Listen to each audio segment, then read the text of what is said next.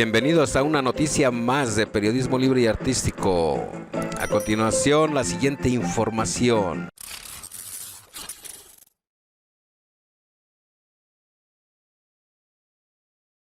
Por favor. Muchas gracias. Gracias. ¿Listos? Cuéntenos cómo estuvo esta transición tersa, en buenos ánimos, ¿cómo?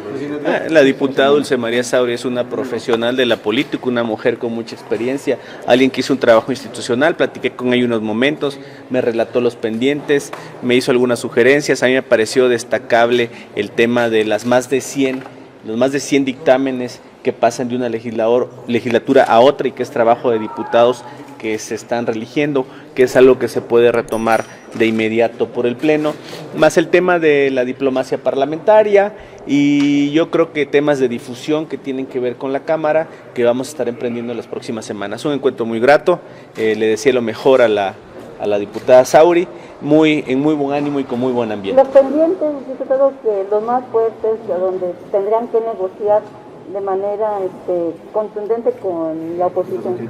Pues mira, yo creo que la agenda legislativa que está teniendo cada fracción, habremos de consolidarle una agenda legislativa de la Cámara.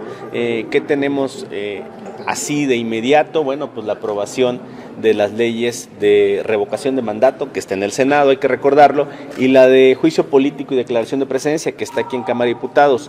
Hoy se reunirá la Jucopo para ver la posibilidad de acordar si sesionamos mañana mismo o lo hacemos el día jueves. Entonces hoy vamos a tener noticias sobre qué va a pasar mañana después de la sesión solemne, donde tendremos una sesión de Congreso General y recibiremos el informe del presidente de la República. ¿Pero sí se puede sesionar ya para aprobar leyes cuando la mayoría de los diputados ni siquiera conocen la iniciativa? ¿Cómo podrían votar? Está previsto en la ley, en el reglamento de la dispensa de trámite, y son leyes que vienen de la legislatura anterior, dictámenes que se han de alguna manera ya socializado bastante, y habrá todavía la posibilidad de debatirlo en el Pleno como cualquier proceso parlamentario. Se dio una información de que sí se tomaría en cuenta la toma de protesta del diputado que está encarcelado en Veracruz. ¿Esto ya se puede confirmar? He yo solicitado información a el juez de la causa penal, la solicité el día de hoy para que nos informe cuál es su estatus jurídico. Estoy en espera de que nos respondan para tener todos los elementos y poder emitir una opinión o una determinación sobre ese asunto. Lo estamos viendo y lo estamos viendo con la importancia que tiene. Sería mañana, ¿no? Con la resolución del Tribunal y del INE en el sentido de que Franco Castán tiene intactos sus derechos político-electorales. El Tribunal y el INE resuelven sobre temas electorales. Aquí estamos hablando de un tema parlamentario. Y el tema parlamentario tiene que ver con los procesos en Cámara para tomar protesta o no, qué sucede si alguien viene o no, en qué condiciones está o no. Eso corresponde a la Cámara de Diputados. Y yo como presidente de la mesa he solicitado información al juez de la causa penal para saber cuál es el estatus de su situación jurídica y sobre todo lo que tiene que ver con sus derechos político-electorales. Necesito tener esa información de la autoridad responsable en la materia para con base en eso tomar una decisión responsable. Entonces todavía... Perdón, no escuché. ¿Cuándo hay un veredicto al respecto? Yo le pedí información al juez, esperemos que nos conteste entre hoy y mañana y podamos tener el día de ayer. Diputado, entonces no está en desacato todavía la autoridad judicial de Veracruz al no liberarlos de forma inmediata como se había solicitado. Es lo que tenemos que determinar con base en lo que nos responde el juez. Nosotros no conocemos cuál es el fondo de la causa penal hasta que no tenga yo el informe del juez penal, entonces ya sabré y puede tomar una determinación. Porque un jurista decía que el artículo 15 del reglamento interno de Cámara dice que no se vale que no es válida pues una toma de protesta no presencial, que tendría que...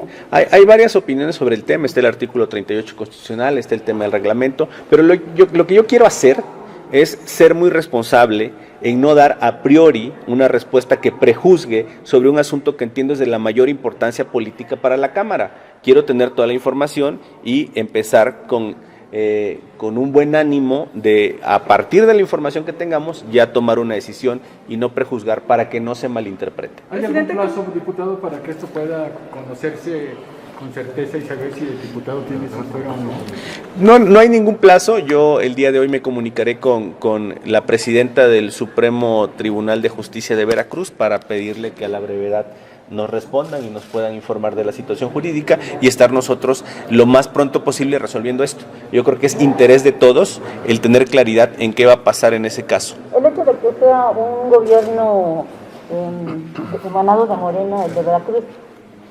¿facilitaría o no este asunto para que se pongan de acuerdo, ¿no? Y digan, pues, bueno, el tema es que está en el Poder Judicial, más que de gobierno, el asunto es un asunto judicial, entonces yo buscaría comunicarme con la presidenta, entiendo que es una mujer, la presidenta del Poder Judicial del Estado de Veracruz, entonces no es un tema de partidos. Diputado, ¿ya estarían listos para sesionar, para tener sesión ordinaria mañana después de la instalación de la sesión de Congreso General y el jueves? Sí estamos listos, definitivamente, claro. ¿Y el orden del día? Es lo que vamos a ver entre el día de hoy y mañana en la mañana. ¿Qué se propone? Bueno, lo que se pudiera proponer el día de hoy es analizar la ley de juicio político y declaración de procedencia, es lo que entiendo que se va a platicar por la tarde en la Junta de Coordinación Política.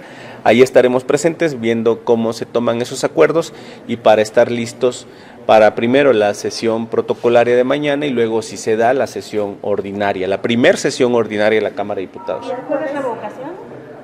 Habría que ver cómo avanza en Cámara de Senadores. Cámara de Senadores es quien tiene el tema de revocación de mandatos. Si acaban el mismo jueves, el miércoles o el jueves, pues la esperaríamos nosotros la minuta e iniciaríamos el trámite parlamentario correspondiente. Diputado, sobre la agresión de contra los alcaldes ayer, que pues ya se armó todo un lío y acusan a Claudia Sheinbaum de que a pesar de que está buscando la candidatura presidencial para el 2024, pues ya enseña de qué forma va a tratar a la oposición.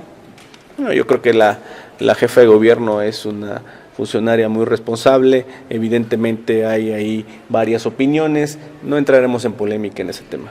Presidente, en temas administrativos quería preguntarle si ve algún pendiente, o bueno, en qué estatus recibe la mesa directiva y si ve algún pendiente para esta legislatura de, no sé, remodelación, todo lo que se había llevado a cabo. Vamos a analizar el tema, a ver qué pendientes hay, qué necesidades hay y estaremos informando a más tardar la próxima semana cuál pudiera ser una ruta de trabajo en el ámbito administrativo. Presidente, ¿ya solicitaron videos en la FGR cuando fue el asunto del ex candidato Anaya? La expresidenta había mencionado que durante su último año no habían solicitado ningún video del estacionamiento donde presuntamente había recibido los sobornos. ¿A usted ya se acercó a la autoridad? No, déjeme checar ese asunto, todavía no tengo información, apenas voy a recibir ya un informe pormenorizado de área por área. Entonces vamos ahí a ver todos los pendientes y los temas importantes. Diputado, respecto a los protocolos COVID, para la sesión de Congreso General, ¿habrá sesión presencial de 628 legisladores? Estamos elaborando un proyecto para ver en qué términos aprobamos un nuevo reglamento para sesiones semipresenciales y lo que se vislumbra es que podamos tener una serie de previsión de escenarios que van a depender del semáforo o de la intensidad que pueda tener la pandemia, un escenario de moderados a de mucho cuidado para poder tomar la decisión en mesa directiva que aplicar según la semana en la que estemos y los semáforos tanto federales como locales. Pero mañana vienen todos los diputados y todos los senadores. ¿Mande? Mañana vienen todos los diputados. Así es, mañana es sesión de Congreso General. Gracias. Gracias. compañeros.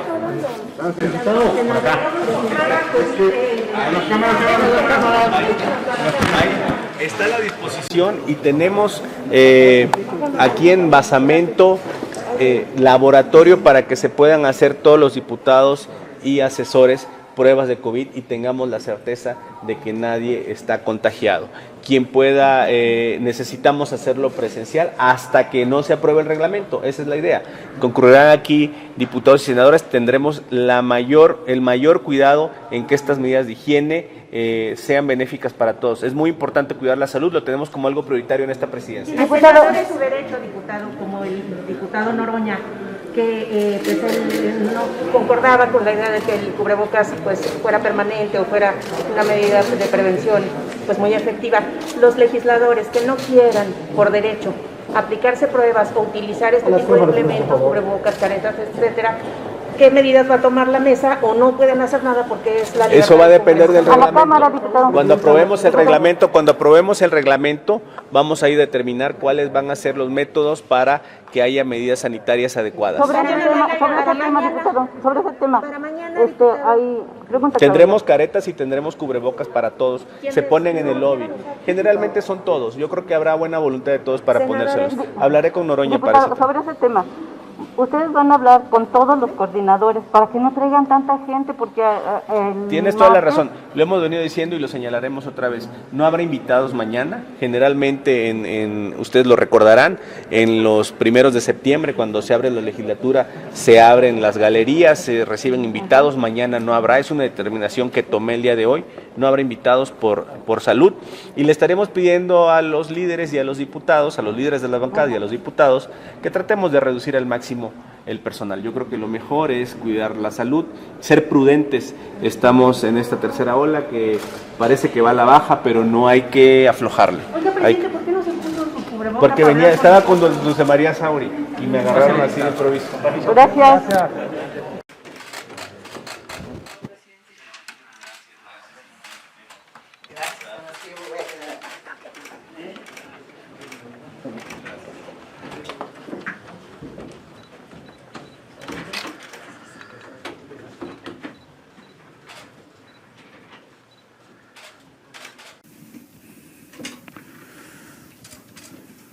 Buenas tardes. Como parte de la clausura de los trabajos de la 64ª legislatura de la Cámara de Diputados y el inicio de aquellos correspondientes a la 65ª legislatura, nos encontramos en este acto protocolario, por medio del cual la diputada presidenta Dulce María Sauri Riancho hará formal entrega de la mesa directiva al diputado Sergio Gutiérrez Luna, presidente de la Cámara de Diputados para el primer año de ejercicio de la 65ª legislatura. Para dirigir su mensaje, tiene el uso de la palabra la diputada presidenta Dulce María Sauri Riancho. Por favor, diputada presidenta. Muy buenos días. Presidente de la mesa directiva del primer año legislativo de la 65ª legislatura, Sergio Gutiérrez Luna. Señora secretaria general, Graciela Báez Ricardes. Señoras y señores, mediante este acto protocolario, el último de esta presidencia, me permito hacer entrega al diputado Sergio Gutiérrez Luna, presidente de la Cámara de Diputados del primer año de ejercicio de la 65ª legislatura, de diversos documentos de gran relevancia para este órgano de gobierno. Dichos documentos forman parte del trabajo institucional realizado en este último año y serán parte de los temas que requieren continuidad para seguir fortaleciendo a esta honorable institución. En primer lugar, me permito hacer entrega de 3 libros blancos. El primero en materia de Parlamento abierto. Lo vamos a meter aquí a la cajita, si no te importa. Claro. Con las acciones estratégicas. El segundo, un libro blanco que ha sido rebautizado como morado, violeta, que es el libro en materia de igualdad sustantiva, las acciones estratégicas y los pendientes que deja esta legislatura. Luego también tenemos el libro blanco en materia de diplomacia parlamentaria, que esta 64ª legislatura ha sido muy activa a pesar de las cuestiones relacionadas con la pandemia del COVID. En estos libros encontrará el esfuerzo que esta 64ª legislatura desarrolló a lo largo de estos 3 años y le permitirá contar con un panorama para establecer la ruta que dé seguimiento a tan importantes rubros del quehacer parlamentario. En segundo lugar, hago entrega de un informe ejecutivo en el que se detallan los 9 convenios y acuerdos celebrados en representación de esta soberanía en el último año legislativo. Durante mi gestión como presidenta, son convenios de gran relevancia firmados por instituciones como el Memorándum de Entendimiento con ONU Mujeres para impulsar la alianza parlamentaria en el marco de la iniciativa Spotlight, el convenio de colaboración con el INE en materia de reelección y fiscalización, el convenio con la Red de Pacto Mundial en materia de consecución de los Objetivos del Desarrollo Sostenible del Milenio, el convenio con INMujeres para el fortalecimiento de las acciones para la ejecución del Programa Nacional para la Igualdad entre Mujeres y Hombres, el convenio de colaboración con la Fundación Raquel Berman para entregar una presea para mujeres resilientes, el convenio específico de colaboración con el Instituto Nacional de Administración Pública y con el Colegio de México respecto de la elaboración de una opinión anual sobre los montos mínimos y máximos de las remuneraciones de los servidores públicos federales.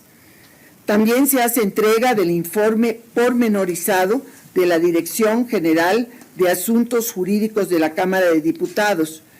En él se detalla la tramitación de diversos medios de impugnación constitucionales y demás juicios federales. Esto es muy relevante porque muestra a la Cámara como actora en diversas acciones, insisto, de inconstitucionalidad, de controversias constitucionales, amparos, etcétera, y muestra también el intensísimo esfuerzo que realizó esta Dirección de Asuntos Jurídicos para dar plena legalidad a todos los actos de la presidencia. En algunos casos somos autoridad responsable y en otros como pactatora. Este documento señalo que adquiere particular relevancia por formar parte de las acciones que esta presidencia realizó para la defensa de los intereses de la Cámara de Diputados. En tercer lugar, me permito hacer entrega del estatus en que se encuentran los procesos de premiación derivados de que la presidencia de la mesa directiva participa en diversos consejos integrados en materia institucional. Aquí están, ahorita le voy a decir de qué se tratan. Es la condecoración Miguel Hidalgo, que es el consejo presidido por la Secretaría de Gobernación, el Premio Nacional al Mérito Forestal, consejo presidido por la titular de la Secretaría de Medio Ambiente y Recursos Naturales, y el Premio Nacional de Protección Civil, consejo presidido por el titular de la Secretaría de Seguridad y Protección Ciudadana. En este caso es la titular. En cuarto lugar, en el marco de los trabajos del Foro de Presidentas y Presidentes de Poderes Legislativos de Centroamérica y la Cuenca del Caribe, FOPREL, me permito entregar el informe de las actividades realizadas durante mi gestión como presidenta pro tempore, en el cual destaco la cooperación y el multilateralismo parlamentario para hacer frente a los retos regionales y globales, desde la transformación del organismo, la atención a la pandemia del COVID-19 y el seguimiento de la agenda transversal del foro. Asimismo, no omito señalar que la presidencia de FOPREL tiene una duración de 1 año, por lo que al haber desempeñado el cargo durante 6 meses, corresponderá a su presidencia dar seguimiento e impulsar los trabajos del foro por un periodo igual. Entrego también 2 notas ejecutivas elaboradas por la Dirección de Asuntos Internacionales de la Cámara de Diputados, que contienen los pendientes en eventos internacionales de esta presidencia, así como de la propia Cámara de Diputados. Esto es muy importante por los trabajos, la continuidad de los trabajos en la parte internacional. Me permito hacer entrega del informe de trabajo de la Coordinación de Comunicación Social de la Cámara de Diputados, así como también las actividades realizadas durante el 3er año de ejercicio. También me permito hacer entrega de los informes de cumplimiento de las obligaciones de transparencia que, gracias al trabajo de la Unidad de Transparencia de la Cámara de Diputados en esta legislatura, tuvimos un cumplimiento de 100% reconocido por el INAI, y recientemente obtuvimos el reconocimiento de 100% de calificación en la capacitación en materia de transparencia. Aquí está. Finalmente, con fundamento, me permito hacer entrega de un documento de trabajo elaborado por la Coordinación Técnica de la Mesa Directiva denominado El Derecho al Cuidado, una mirada a los avances y desafíos de política pública, el cual contiene elementos relevantes respecto a la tan necesaria reforma constitucional en materia del Sistema Nacional de Cuidados. Aquí está la nota ejecutiva. Finalmente, y con fundamento en lo dispuesto por el artículo 288, numeral 1 del reglamento de la Cámara de Diputados, me permito hacer entrega del listado de dictámenes que se encontraban en poder de la mesa directiva y que fueron remitidos a la Secretaría de Servicios Parlamentarios para que cuando se instalen las nuevas comisiones sean remitidos por usted en calidad de proyectos, o sea, por la Secretaría de Servicios Parlamentarios. Esto, presidente, es, vamos a decir, el producto de la continuidad de los trabajos institucionales de la Cámara y además un producto positivo de la reelección consecutiva de legisladores, que por primera vez se va a vivir en la 65 legislatura. Con estos documentos me permito refrendar el compromiso permanente que esta presidencia tuvo con la Cámara de Diputados y no omito señalar que detalles más a fondo de los trabajos realizados o bien información pormenorizada de algún asunto en particular, como pudiera ser en materia de igualdad, transparencia o archivos, podrá ser consultada en las diversas áreas que integran esta soberanía. Muchísimas gracias. Muchas gracias, diputada presidenta. En el marco de este acto protocolario, escucharemos a continuación el mensaje del diputado Sergio Gutiérrez Luna. Por favor, diputado presidente. Gracias. Buenas tardes a todas y a todos. Diputada Dulce María Sauri, muchas gracias por la entrega tan detallada, acuciosa, pormenorizada y que demuestra el compromiso, la dedicación, el empeño que usted tuvo durante la presidencia a su cargo. Yo quiero aprovechar este evento para reconocerle y agradecerle su institucionalidad, su trabajo, que motivo de la amplia experiencia legislativa que usted tiene, se vio reflejado en una conducción pulcra, adecuada, neutral, sensible. Muchos legisladores aspiramos lograr eso. Es usted un ejemplo y lo hizo muy bien. Mis felicitaciones, diputada Dulce María Sauri. Un aplauso, por favor, para la diputada. Muchas gracias, presidente. Muchas gracias. Y recibo este informe justamente con una visión, un objetivo. La última parte me llama mucho la atención, las iniciativas pendientes que se podrán retomar. Yo creo que es el trabajo colectivo de muchas diputadas y diputados que continuarán y que tendrán interés en impulsar esas iniciativas, y también debe ser interés institucional de los grupos parlamentarios, de la conducción de la mesa directiva, hacer un análisis y retomar este trabajo parlamentario que ya sufrió varias etapas de análisis. La iniciativa, los dictámenes están a punto de salir y yo creo que es un buen ejercicio de partida. Le agradezco que haya tenido la acuciosidad para visualizar que esto debe ser un parteaguas parlamentario, sobre todo en la coyuntura que nos encontramos de por primera vez la reelección federal en el caso de diputados federales. Me llevo esto con mucho compromiso.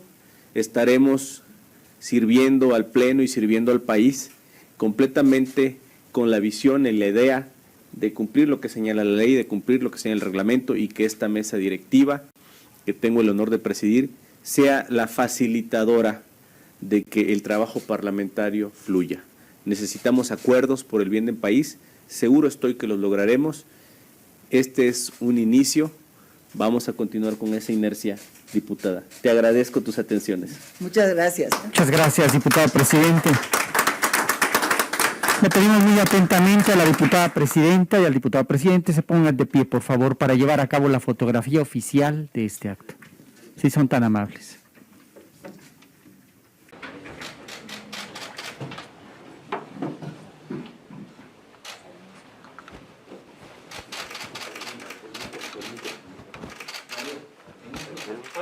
Se lo entrega, por favor. Sí, amable. ¿Así? Aquí está perfecto. Sí, perfecto.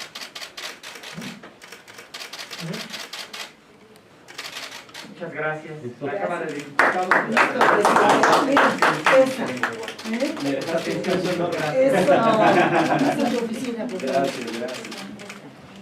Buenos días, tardes. Muchísimas gracias a todas y a todos. Gracias, secretaria.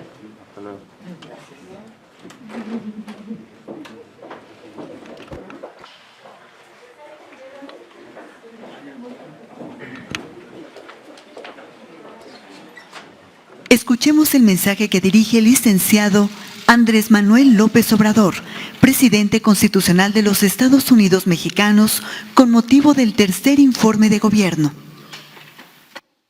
Amigas, amigos, mexicanas, mexicanos,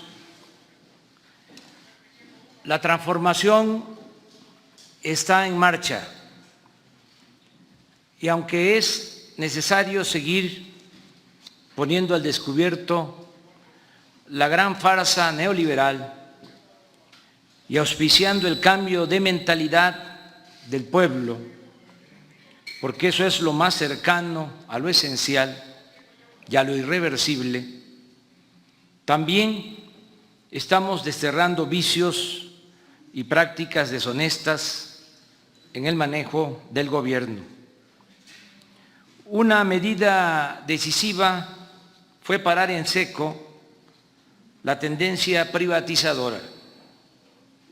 Se dejó de entregar concesiones a particulares en minas, agua, hospitales, puertos, vías férreas, playas, reclusorios y obras públicas. Pero lo más importante, hemos detenido las privatizaciones en el sector energético, en petróleo y electricidad. Esta nueva política energética busca producir en México las gasolinas que el país consume y dejar de importarlas. Con este fin, se continúa destinando recursos para la modernización de las 6 refinerías existentes. En 3 años, la inversión pública destinada a las refinerías ha sido de 33.581 millones de pesos.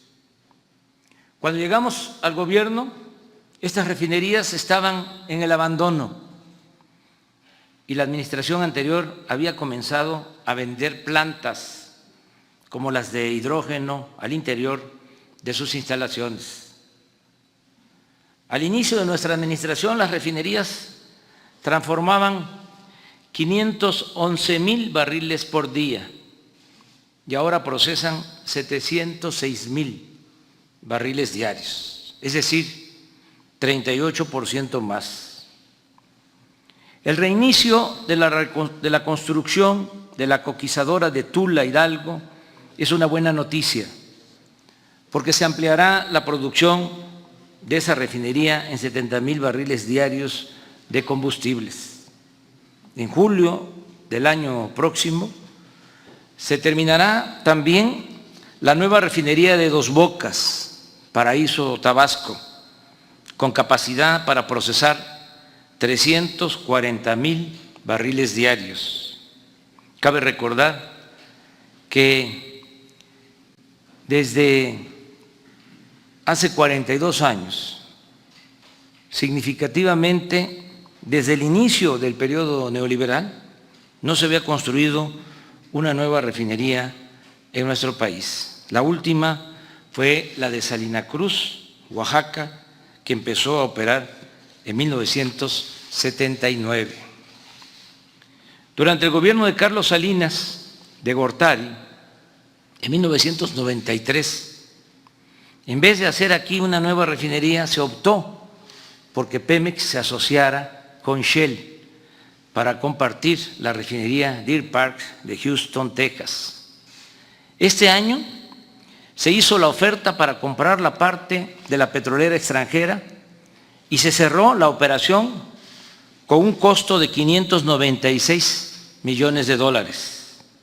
Ahora la refinería será propiedad total de Pemex y su producción de gasolinas y diésel y otros combustibles, 150,000 barriles diarios, se destinarán al abasto del mercado interno de nuestro país.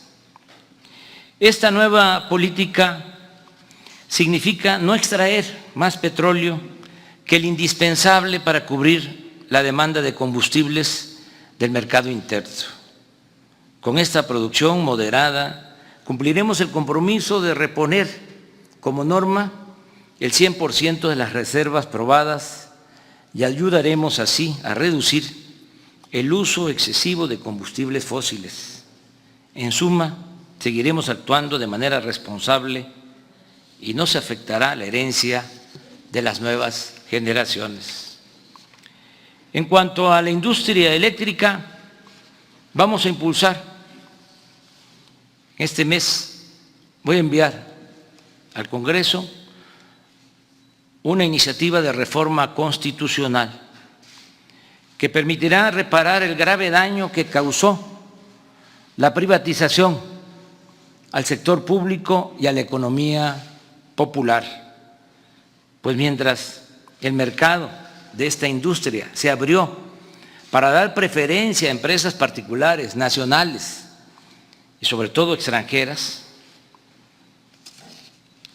con la entrega de subsidios, entre otras prebendas, las plantas de la Comisión Federal de Electricidad fueron completamente abandonadas. Ahora estamos modernizando las plantas hidroeléctricas para reducir el uso de combustóleo y carbón en la producción de electricidad. La energía que se produce con agua es limpia y barata. De ahí que hayamos decidido cambiar turbinas antiguas por equipos modernos, lo cual nos permitirá aprovechar la infraestructura existente y el agua de los embalses para producir más electricidad sin construir nuevas presas, sin causar afectaciones y reducir la emisión de gases de efecto invernadero. En pocas palabras, la meta es que tengamos abasto público suficiente de energía eléctrica, que no haya apagones y evitar en los hechos que los consumidores domésticos paguen la luz con tarifas más elevadas que las corporaciones empresariales y las grandes cadenas comerciales. Con presupuesto federal, sin las onerosas asociaciones público-privadas, las llamadas APP, o el otro invento contra la hacienda pública, llamado Pidiregas. Estamos construyendo carreteras, presas, hospitales, universidades, escuelas, acueductos, sistemas de drenaje, plantas de tratamiento de aguas residuales, puentes, refinerías, vías férreas, centrales eléctricas, aeropuertos, cuarteles, bibliotecas, parques, mercados, estadios, unidades deportivas y otras obras. Repito, sin asociaciones público-privadas, sin Pidiregas y sin deuda, con presupuesto público.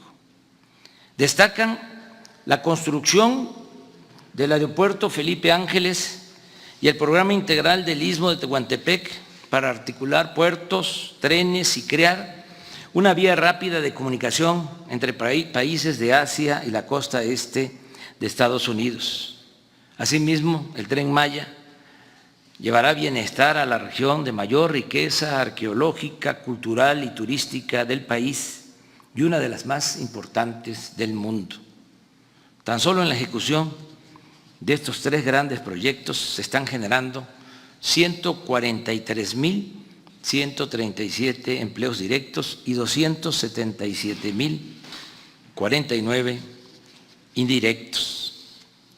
Por otra parte, está en marcha la integración económica y comercial con Estados Unidos y Canadá, el acuerdo de cooperación con soberanía entre nuestros países significa producción, empleos, mejores salarios y crecimiento en el norte del continente americano, como complemento al tratado para intensificar la actividad productiva y comercial en la franja fronteriza del norte.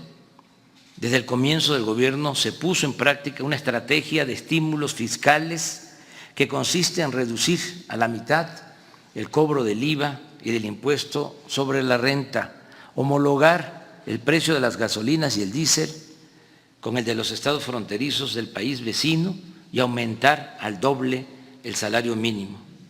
Todo ello aunado a un amplio programa de desarrollo urbano y vivienda en los municipios de Tijuana, Mexicali, Nogales, San Luis Río Colorado, Ciudad Juárez, Acuña, Piedras Negras, Matamoros, Nuevo Laredo y Reynosa.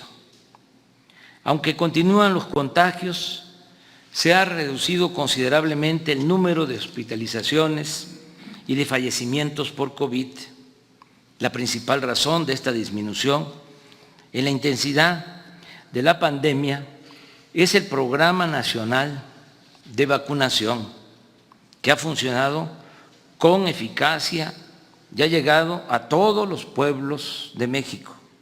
Hasta hoy hemos recibido 103.296.665 dosis de vacunas Pfizer, Sinovac, Sputnik, AstraZeneca, Johnson & Johnson, CanSino y Moderna, de farmacéuticas y gobiernos extranjeros que han demostrado con hechos su solidaridad con México y con su pueblo.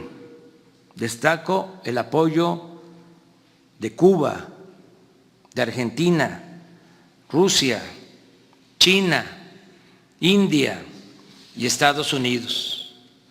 Se ha vacunado al menos con una dosis al 65% de la población y reitero el compromiso de que en octubre próximo la totalidad de los habitantes mayores de 18 años tendrán cuando menos una dosis a fin de que lleguemos mejor protegidos al invierno, que es la temporada en la que se presentan con mayor frecuencia las enfermedades respiratorias. El que tengamos menos hospitalizados y sobre todo el que se haya reducido considerablemente el índice de letalidad, es decir, que haya menos fallecimientos entre las personas contagiadas, resulta un logro humano muy importante, pero también un indicador para la normalización de la actividad educativa, productiva y social del país. Antier, de lunes, comenzó el nuevo ciclo escolar con la participación entusiasta de maestras, maestros, madres y padres de familia, así como de 11 millones de niñas y niños y adolescentes que luego de 18 meses regresan a recibir clases presenciales a la escuela, que es su segundo hogar y el principal centro de convivencia para compartir afectos y tristezas y para recargarse de humanismo y solidaridad. En el campo se está produciendo sin limitaciones. El año pasado la producción agropecuaria aumentó 2% y esa misma tendencia se registra en lo que va de 2021. El sector industrial está en franca recuperación, al igual que el comercio, el turismo, el sector restaurantero, la aviación y otros servicios. Casi todos los pronósticos para este año coinciden en que la economía crecerá alrededor del 6%. La inversión extranjera en el primer semestre fue de 18.433 millones de dólares, 2.6% mayor a la registrada en el mismo periodo del año pasado y la mejor en la historia del país. No hemos contratado deuda pública adicional.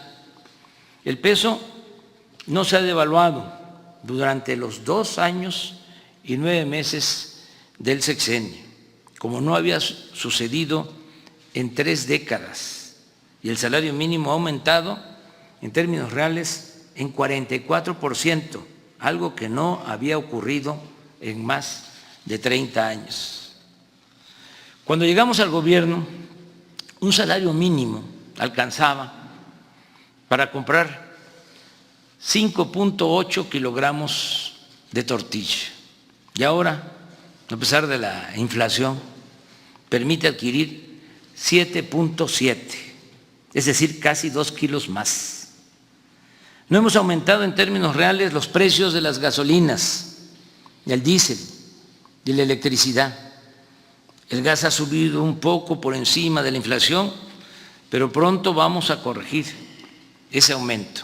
Ya lo estamos haciendo, pues ya iniciamos la venta a precios justos de cilindros del gas Bienestar. Desde que llegamos al gobierno hasta la fecha, el índice de la Bolsa de Valores ha crecido en 28%, como nunca en su historia. La inflación, aunque recientemente aumentó, ya se mantiene estable. Se ha reducido 3.5% la tasa de interés que fija el Banco de México. Y si esa institución tenía a fines de la administración pasada reservas por 173.775 millones de dólares, actualmente ascienden a 205.391 millones de dólares, lo que significa un aumento del 18%, un máximo histórico, más de 30,000 millones de dólares. Y también es satisfactorio informar que posterior a la pandemia se han creado 1.202.691 empleos y solo faltan 192.713 para recuperar a los asegurados que había en el Seguro Social antes de la crisis sanitaria y que sumaban 20.613.000 trabajadores, un objetivo que alcanzaremos en los próximos 2 meses. Lo más importante es que la pandemia no desembocó en una crisis de consumo, gracias a las remesas y a los apoyos de los programas de bienestar que llegan y se aplican de abajo hacia arriba, de los más pobres hacia la cúpula de la pirámide poblacional. Se ha podido evitar la falta de alimentos y otros bienes de primera necesidad. Las tiendas departamentales han incrementado sus ventas en un 34% de enero a agosto de 2021 respecto al mismo periodo del año anterior. No se han registrado saqueos a comercios ni actos de vandalismo o desesperación por hambre o desatención a las necesidades básicas de la gente. Hay paz social y gobernabilidad en nuestro país.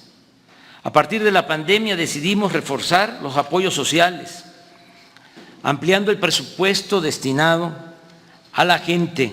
Se entregaron más de 3 millones de créditos a pequeñas empresas del sector formal e informal y se decidió ampliar el programa de mejoramiento urbano, que consiste en introducir agua potable, drenaje y pavimentación en 77 municipios de varios estados. Se han entregado en total 111,000 apoyos para la construcción, mejoramiento y ampliación de vivienda. Todo esto implica una inversión adicional de 280,000 millones de pesos. Todo ello se unió a un hecho excepcional. En estos últimos tiempos han crecido como nunca las aportaciones que realizan nuestros paisanos migrantes a sus familiares en México. El año pasado las remesas se elevaron a 40,600 millones de dólares y en este año estimamos, de acuerdo al comportamiento hasta el día de hoy, que superarán los 48,000 millones de dólares, es decir, 18% más. Hoy acaba de dar a conocer el Banco de México que las remesas de julio alcanzaron los 4,540 millones de dólares. Es una cifra récord mensual, 4,540 millones de dólares. Aprovecho para recapitular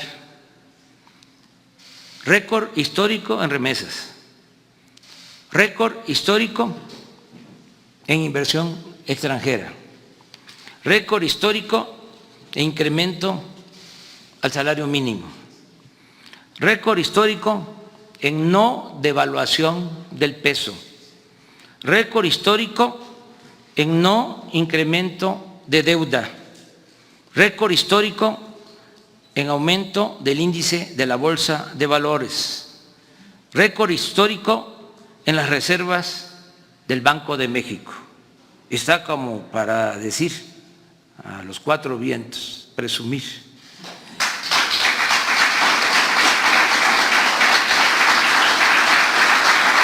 Pero no he terminado porque lo que acabo de escribir es como para decirle a los tecnócratas neoliberales, tengan para que aprendan.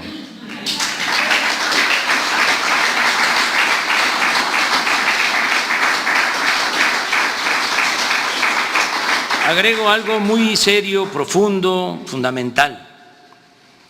El dinero de las remesas llega hasta abajo, a las familias y comunidades más pobres del país.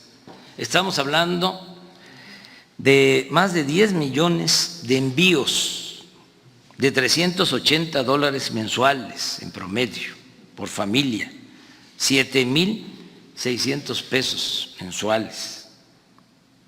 Esta derrama de recursos, aunada a otra cantidad similar que se destina del presupuesto público a los distintos programas de bienestar, es la esencia de nuestra estrategia para enfrentar la crisis.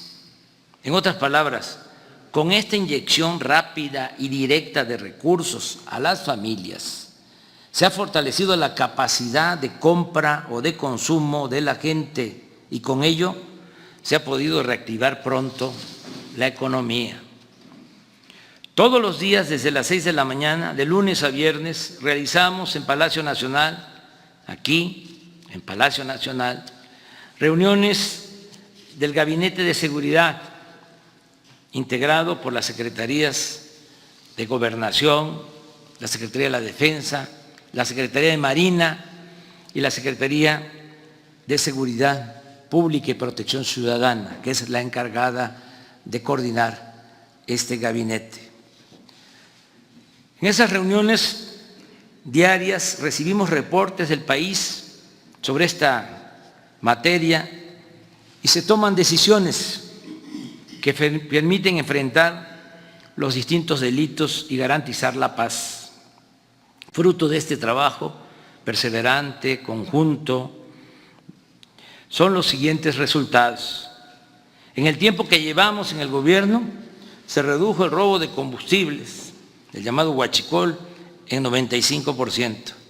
Los homicidios en 0.5%, el robo de vehículos en 28%, el secuestro en 18%, y así en casi todos los delitos del fuero común y federal. En suma, de 11 delitos considerados como de mayor impacto, solo 3 han presentado aumentos. El feminicidio, que creció en 13% y que posiblemente, reitero, antes no se clasificaba como ahora. La extorsión, que aumentó en 28%, y el robo en transporte público individual, que creció 12%. El 27 de julio de este año, el INEGI dio a conocer el dato de homicidios registrados en 2020, que como en 2019 refleja que ya se detuvo la tendencia ascendente en este delito e inclusive se ha logrado una pequeña disminución. En vez de conseguir líneas de crédito para endeudar al país, como era la práctica neoliberal durante los periodos de crisis, nosotros optamos por intensificar el combate a la corrupción. Desde el primer año de gobierno logramos, entre otras medidas, eliminar la condonación de impuestos a grandes contribuyentes, beneficiarios del influyentismo, y se estableció en la Constitución, se tipificó la corrupción como delito grave, pues no lo era, sin conceder al inculpado la posibilidad de obtener libertad bajo fianza. Ahora estamos mejorando nuestra recaudación de impuestos, procurando cobrar a grandes corporaciones nacionales y extranjeras que se las ingeniaban para no pagar sus contribuciones, lo que es lo mismo para delinquir y gozar de impunidad. Hoy la hacienda pública se está fortaleciendo en la medida que impide los fraudes fiscales.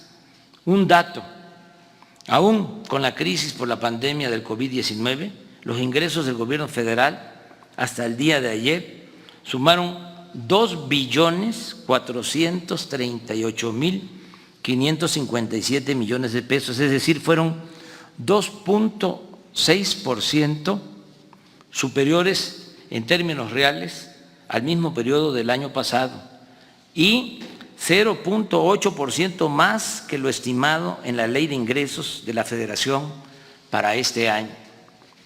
Estoy obligado a informar por ética y honestidad que en los últimos 2 sexenios los grandes contribuyentes se beneficiaron con condonaciones por 366.174 millones de pesos y que solo 58 de esos grandes contribuyentes, grandes corporaciones empresariales y financieras, 58, dejaron de pagar en los 2 sexenios anteriores 189.018 millones de pesos. Ahora, por el contrario, no existe el ofensivo privilegio de las condonaciones. Estamos cobrando deudas vencidas y no se tolera el fraude fiscal. Esto es posible cuando se actúa con integridad y honradez, cuando se tiene autoridad moral y autoridad política. La mejor demostración de las ventajas de esta estrategia, que consiste en actuar con honestidad, se advierte con claridad en el comparativo de costos, calidad y tiempo entre la construcción que realizan los ingenieros militares del Aeropuerto Civil de Santa Lucía, General Felipe Ángeles, y el fallido proyecto del aeropuerto de Texcoco. Esa obra, cancelada por decisión del pueblo, tenía un costo estimado, sin considerar otras pérdidas, de más de 300.000 millones de pesos. En contraste, el Aeropuerto General Felipe Ángeles se construirá con menos de 80.000 millones de pesos. Y aún sumando los 100.000 millones que costó la liquidación a empresas que mantenían contratos en el proyecto de Texcoco, obtendremos un ahorro de alrededor de 120.000 millones de pesos.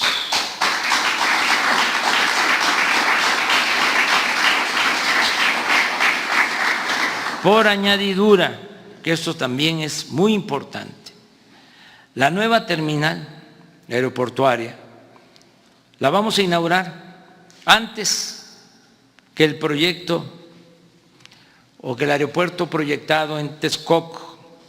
El Aeropuerto General Felipe Ángeles comenzará a operar el 21 de marzo del próximo año, en tanto que la entrada en funciones del de Texcoco estaba programada para 2025, siempre y cuando alcanzara el presupuesto y se cumpliera con el tiempo estimado de construcción.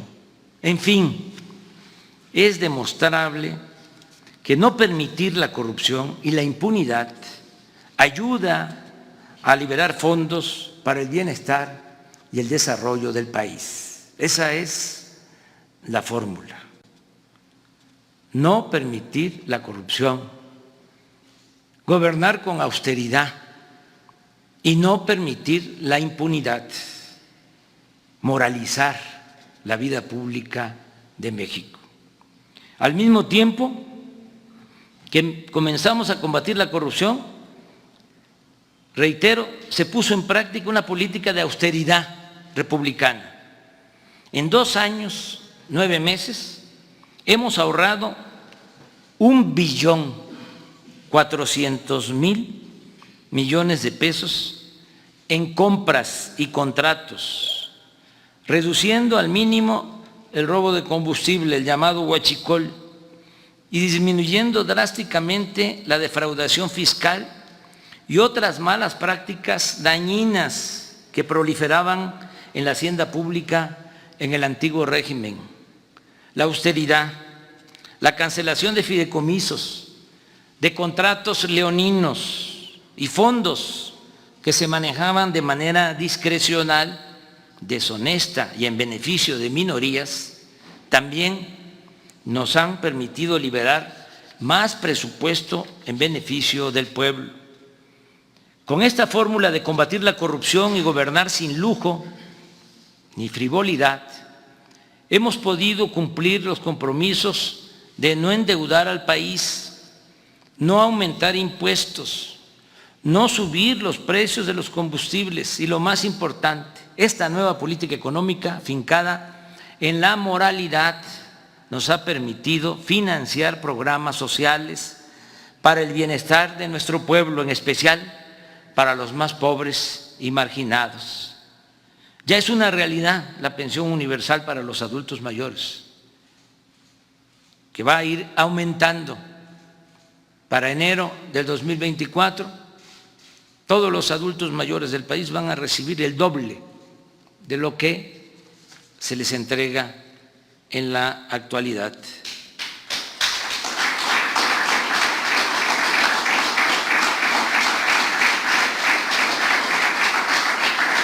Para enero del 24, una pareja de ancianos respetables va a tener ingresos suficientes para su alimentación.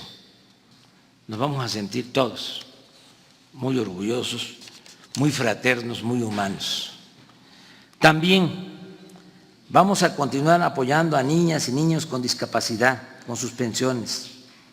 Se van a seguir entregando las becas a estudiantes de familias pobres y la atención médica y los medicamentos se entregarán, o mejor dicho, se seguirán entregando en forma gratuita.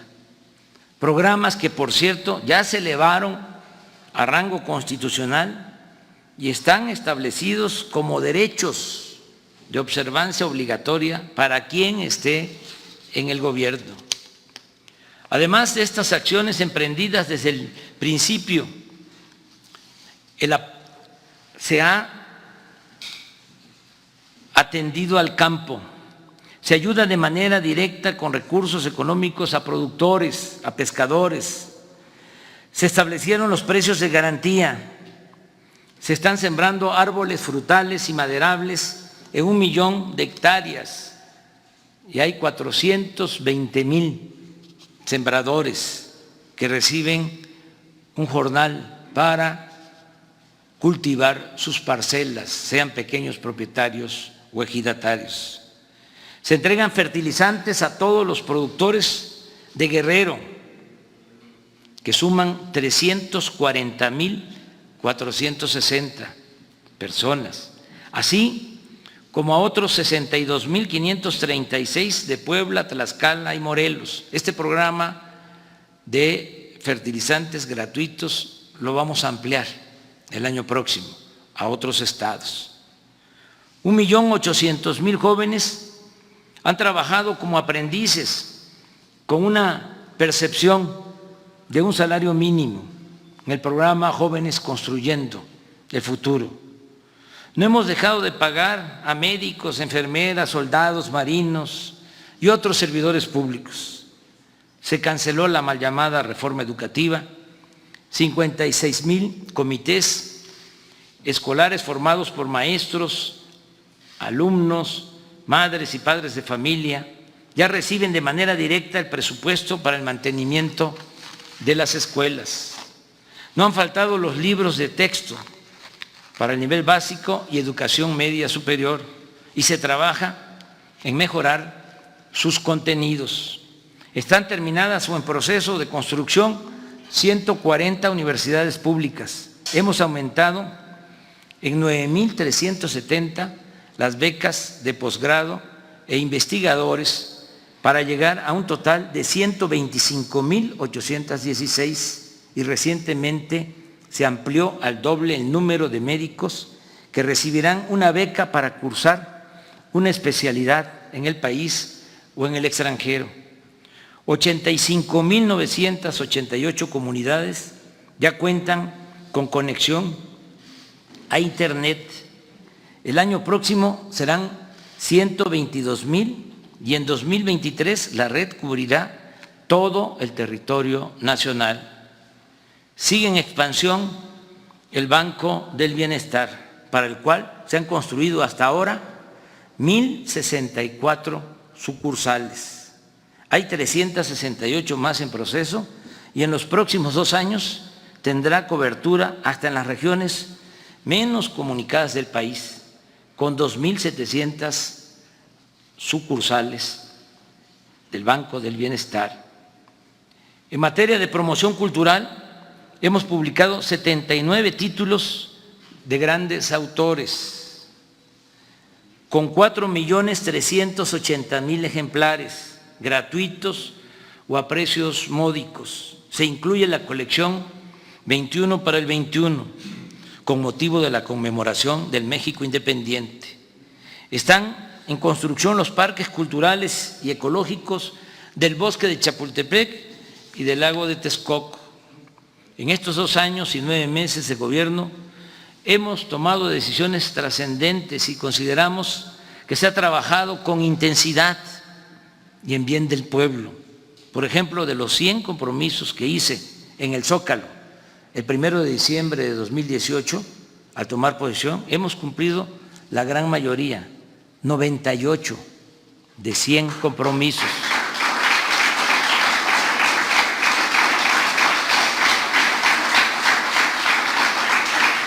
Solo tenemos pendientes 2, descentralizar el gobierno federal y conocer toda la verdad acerca de la desaparición de los jóvenes de Ayotzinapa. Y en eso estamos.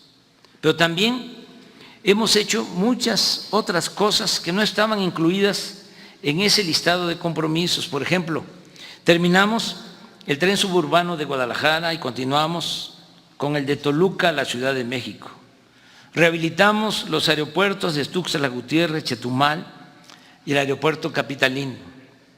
Hemos invertido 34,000 millones de pesos en el mantenimiento de 40,000 kilómetros de carreteras del país. Desde enero de este año, se aplica en la frontera sur la misma política de estímulos fiscales que iniciamos en 2019 en la frontera norte. Chetumal ha vuelto a ser zona libre. Se están limpiando de corrupción Conagua, Capufe, el Instituto Nacional de Migración, el SAT y las aduanas. Se creó la Guardia Nacional. Se han construido 189 cuarteles y ya se cuenta con 100,000 elementos de la Guardia Nacional para proteger al pueblo de México. Las Islas Marías dejaron de ser penal y se convirtieron en el Centro de Educación Ambiental y Cultural Muros de Agua José Revueltas.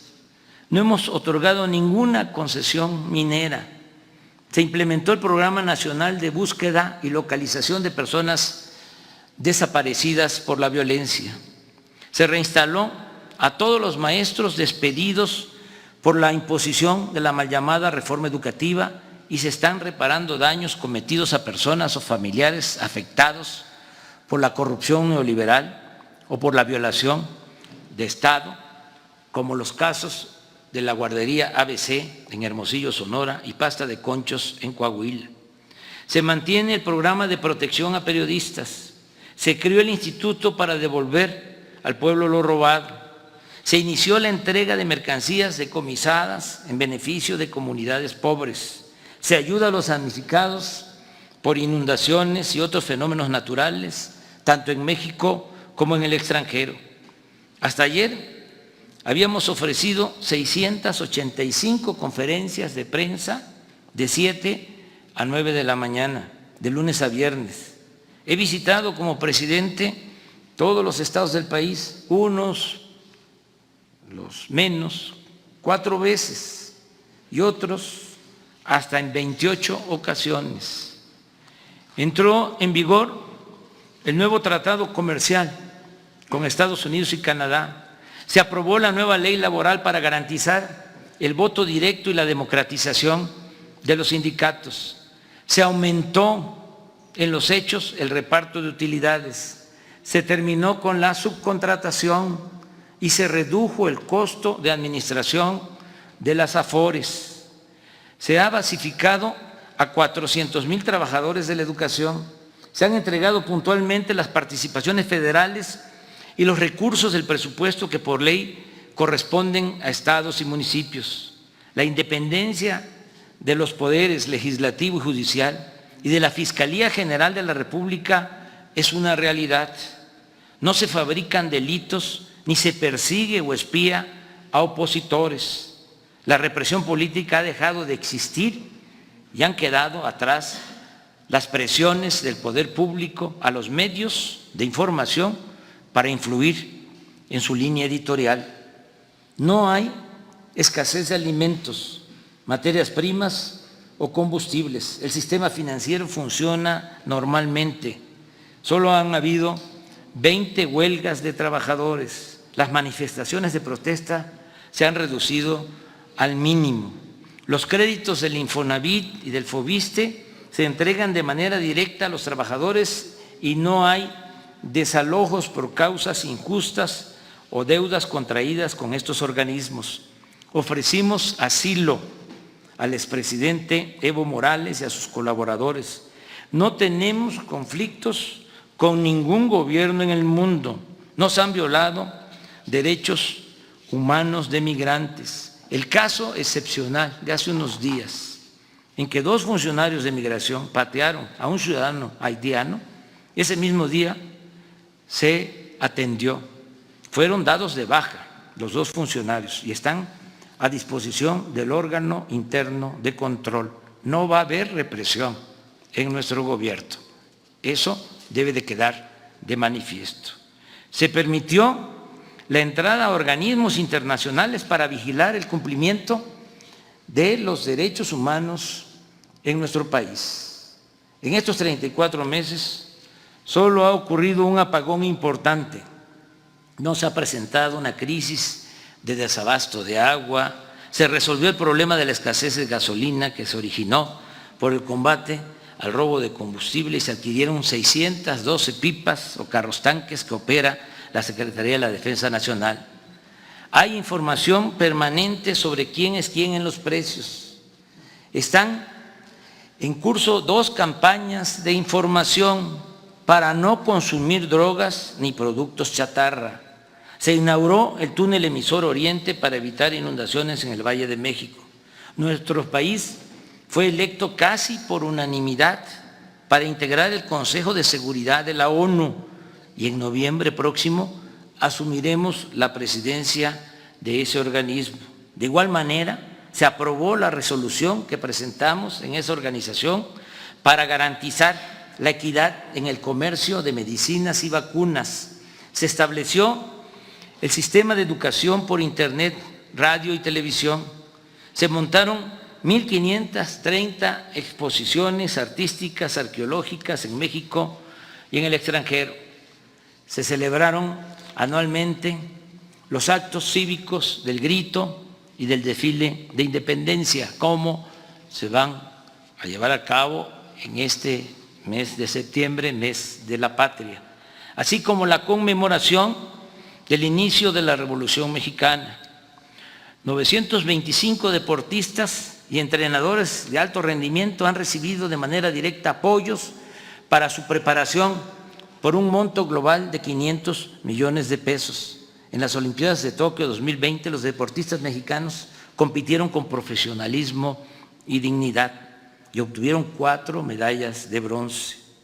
Quienes participan en los Juegos Paralímpicos son un orgullo nacional han conseguido hasta ahora 5 medallas de oro, 1 de plata y 8 de bronce.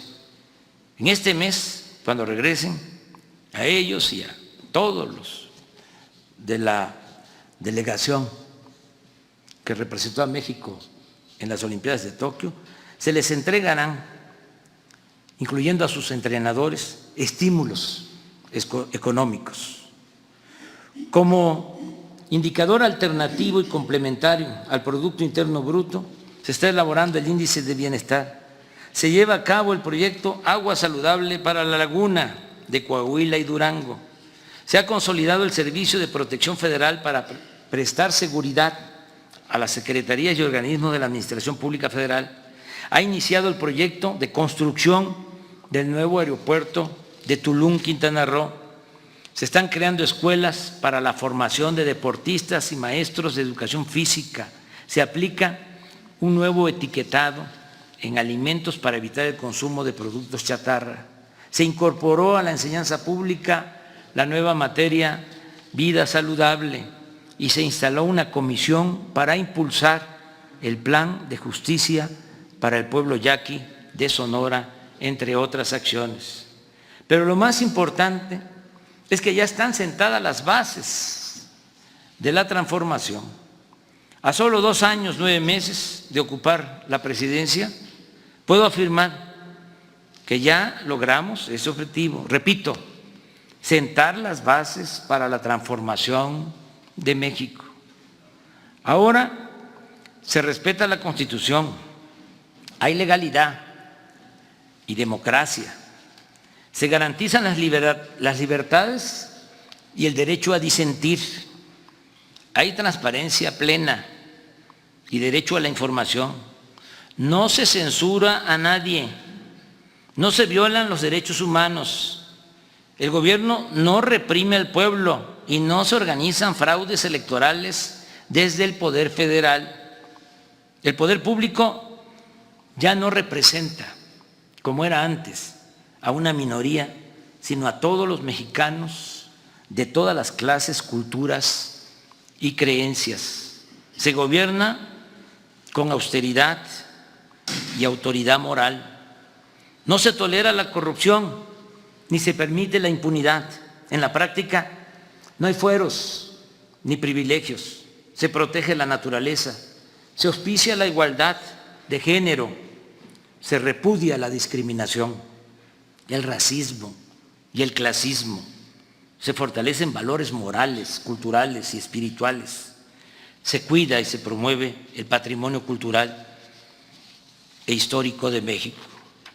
Es un timbre de orgullo el que, a pesar de la crisis sanitaria y económica que provocó la pandemia y con todo y el sufrimiento que nos causó, no dejamos de trabajar para consumar la cuarta transformación de la vida pública de México. Es evidente que si avanzamos y resistimos es porque nos decidimos a enfrentar en primer término, en primer lugar, la peste de la corrupción que tanto daño ha causado a México y a su pueblo. Esto siempre lo ha sabido el pueblo, pero es ahora que se comprende mejor y se asiente como una realidad, porque el dinero que antes se robaban ahora llega a los de abajo, a los olvidados, a los marginados de nuestro país. Puedo afirmar a este respecto que el 70% de los hogares de México está inscrito en cuando menos un programa de bienestar o se beneficia de alguna manera del presupuesto nacional, y que el resto, al 30% de los mexicanos con mejores condiciones económicas y de trabajo, tampoco los hemos dejado en el desamparo. Ellos obtienen condiciones para seguir progresando y vivir en paz, sin miedos ni temores, y pueden sentir la gran satisfacción que produce a cualquier ser humano de buenos sentimientos el llevar a la práctica el principio fundamental del amor al prójimo y el servicio a los semejantes. En este 2021 estamos conmemorando los 700 años de la fundación de nuestra ciudad capital, México Tenochtitlán. También recordamos la caída de Tenochtitlán hace 500 años por la invasión española. Así estamos recordando, conmemorando los 200 años de nuestra independencia, alcanzada formalmente el 27 de septiembre de 1821. Para nosotros la historia, como diría Cicerón, es la maestra de la vida. Las culturas heredadas de nuestras grandes civilizaciones han sido siempre nuestra salvación. Las culturas siempre nos han salvado. Nos han salvado ante agresiones, huracanes, temblores, inundaciones, incendios, sequías, epidemias, malos gobiernos, saqueos y otras desgracias. Por eso no debemos olvidar nuestro pasado, ni el pasado que inicia con la invasión de hace 500 años, ni mucho menos el pasado que tiene que ver con el México prehispánico, lleno de cultura y de grandes civilizaciones. Sus enseñanzas son la base para que en la actualidad podamos edificar todos juntos, desde abajo, un mejor porvenir. Amigas y amigos, todo lo alcanzado por el gobierno que encabezo es fruto del trabajo de muchos servidores públicos, que quisiera yo tenerlos enfrente para agradecerles por su dedicación, por su entrega.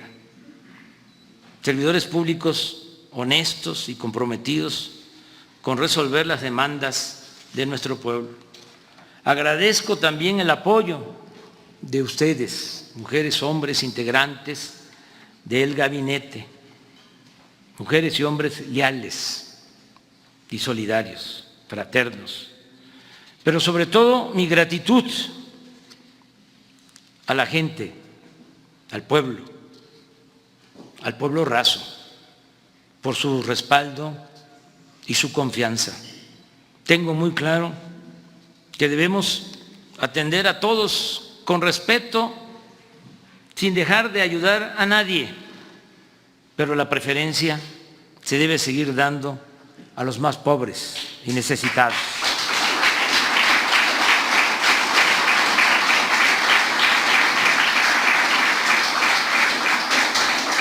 Es decir, debemos seguir aplicando el criterio de que por el bien de todos, primero los pobres. Como lo escribí en la introducción de mi libro, de mi nuevo libro, que se llama precisamente A la mitad del camino. Es tan importante lo logrado hasta ahora, en este periodo, que hasta podría dejar ahora mismo la presidencia sin sentirme mal con mi conciencia, que es lo que estimo más importante en mi vida.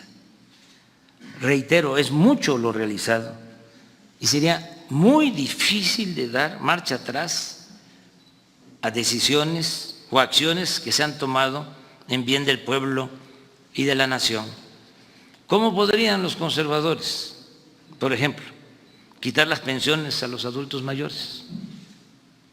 ¿Cómo podrían suprimirse las becas a los estudiantes pobres? ¿Cómo volver al lujo, a las extravagancias en el ejercicio del gobierno? ¿Cómo regresar a la condonación de impuestos a las grandes corporaciones económicas o financieras? ¿Cómo retornar a la privatización depredadora de los bienes públicos? ¿Cómo lograrían que volviera a imperar la corrupción en nuestro país? En fin, un retroceso no sería cosa fácil. Vamos bien y estoy seguro que la gente va a votar a finales de marzo del año próximo porque continúe mi periodo constitucional hasta finales de septiembre de 2024.